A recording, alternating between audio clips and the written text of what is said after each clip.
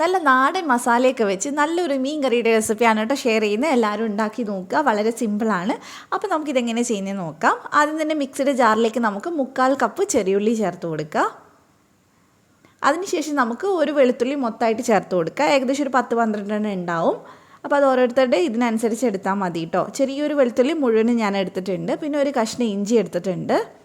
അതിൻ്റെ കൂടെ നമുക്കിനി വേണ്ടത് 1 ടേബിൾ സ്പൂൺ കുരുമുളക് പൊടിയാണ്. 1/2 കിലോ മത്തിക്ക് 1 ടേബിൾ സ്പൂൺ കുരുമുളക് പൊടി കറക്റ്റ് ആയിരിക്കും.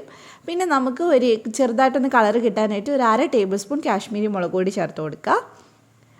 ഇനി ആവശ്യത്തിനുള്ള ഉപ്പ് നമുക്ക് ചേർത്ത് കൊടുക്കുക. അപ്പോൾ ഇതെല്ലാം കൂടി നമുക്ക് നന്നായിട്ടൊന്ന് അരച്ചെടുക്കാം. വെള്ളം വേണമെങ്കിൽ 1-2 സ്പൂൺ മാത്രം ചേർത്തിട്ട് അരച്ചെടുക്കുക, ഒരുപാട് ചേർക്കരുത്. അപ്പോൾ ഞാൻ അരച്ചെടുത്തിട്ടുണ്ട്. ഇനി നമുക്കിത് മീനിനകത്തോട്ട് ചേർത്തിട്ട് നന്നായിട്ടൊന്ന് മിക്സ് ചെയ്തെടുക്കാം.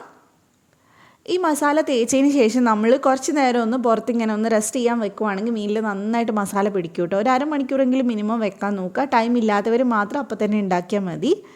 അപ്പോൾ ഞാനൊരു അരമണിക്കൂർ മാറ്റി വെച്ചിട്ടുണ്ടായിരുന്നു. ഇനി ഇതിലേക്ക് ഞാൻ ഒരു ചെറിയൊരു നാരങ്ങ വലുപ്പത്തിലുള്ള വാളംപുളി കുതിർത്തിട്ട് അത് പിഴിഞ്ഞ് ചേർത്ത് കൊടുക്കുന്നുണ്ട്. പുളി കുറച്ച് മുന്നിട്ട് വെക്കുമ്പോഴാണ് ഇത് കൂടുതൽ ടേസ്റ്റ് ഉണ്ടാവുക. ഇനി നന്നായിട്ട് നമുക്കിതൊന്ന് മിക്സ് ചെയ്തെടുക്കാം. നല്ലപോലെ നമ്മളിത് ഒന്ന് മിക്സ് ചെയ്ത് ഒന്ന് എടുത്തിട്ടുണ്ട്. ഇനി നമുക്കിത് ചെയ്ത് തുടങ്ങാം. അതിന് മുമ്പായിട്ട് നമ്മൾ കുറച്ച് വെള്ളം ഒഴിച്ച് കൊടുക്കുന്നുണ്ട്.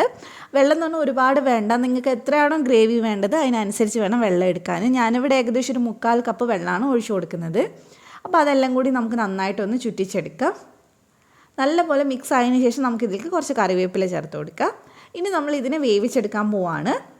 അപ്പോൾ ഇത് ചെറുതായിട്ടൊന്ന് തിളച്ചൊന്ന് തുടങ്ങുന്നുണ്ട് സൈഡിൽ നിന്നൊക്കെ. അപ്പോൾ ഞാൻ എന്തായാലും അടച്ച് വെച്ച് കൊടുക്കുകയാണ്.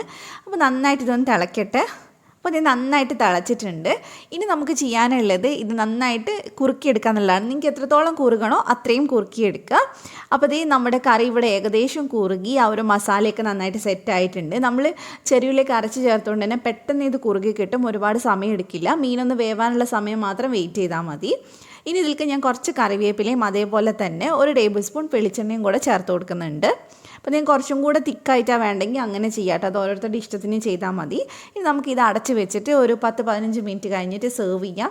കപ്പയ്ക്കും ചോറിനും ചപ്പാത്തിക്കും എല്ലാത്തിനും നല്ല കോമ്പിനേഷനാണ്. അപ്പോൾ എന്തായാലും ഉണ്ടാക്കി നോക്കുക. അപ്പോൾ നിങ്ങൾക്ക് റെസിപ്പി ഇഷ്ടമായിട്ടുണ്ടെങ്കിൽ ഒന്ന് സപ്പോർട്ട് ചെയ്യാം കേട്ടോ. അപ്പോൾ നല്ലൊരു മറ്റൊരു റെസിപ്പി ആയിട്ട് നമുക്ക് വീണ്ടും കാണാം. Thank you for watching.